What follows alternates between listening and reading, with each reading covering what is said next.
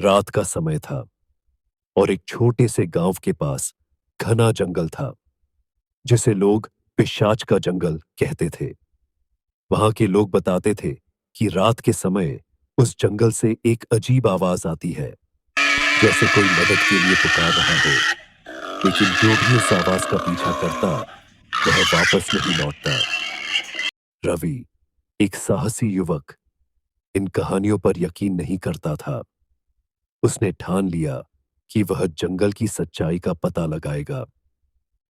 एक रात टॉर्च और अपनी छड़ी लेकर वह अकेले जंगल की ओर निकल पड़ा।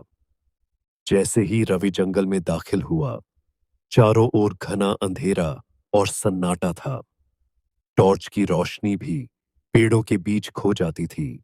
उसे किसी महिला की हल्की आवाज सुनाई दीप जाओ। प्लीज मेरी मदद करो। रवि आवाज की दिशा में चल पड़ा। जंगल के भीतर उसे एक टूटी फूटी झोपड़ी दिखाई दी। झोपड़ी के अंदर हल्की सी रोशनी झलक रही थी।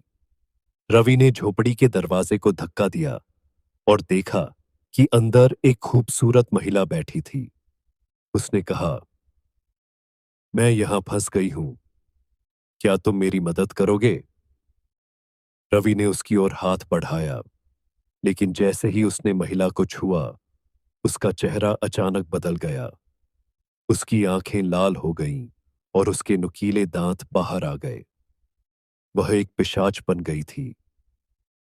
रवि डर के मारे पीछे हट गया, लेकिन अब झोपड़ी का दरवाजा बंद हो चुका था।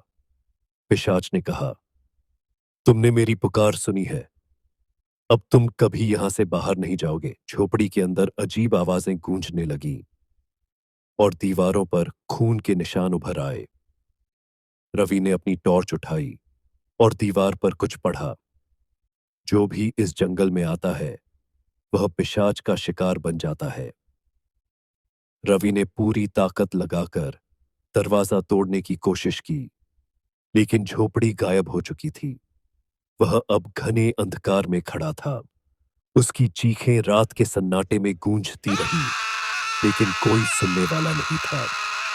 अगली सुबह गांव वालों को जंगल के किनारे रवि की टॉर्च और उसके कपड़े मिले, लेकिन रवि का कोई नामो निशान नहीं था।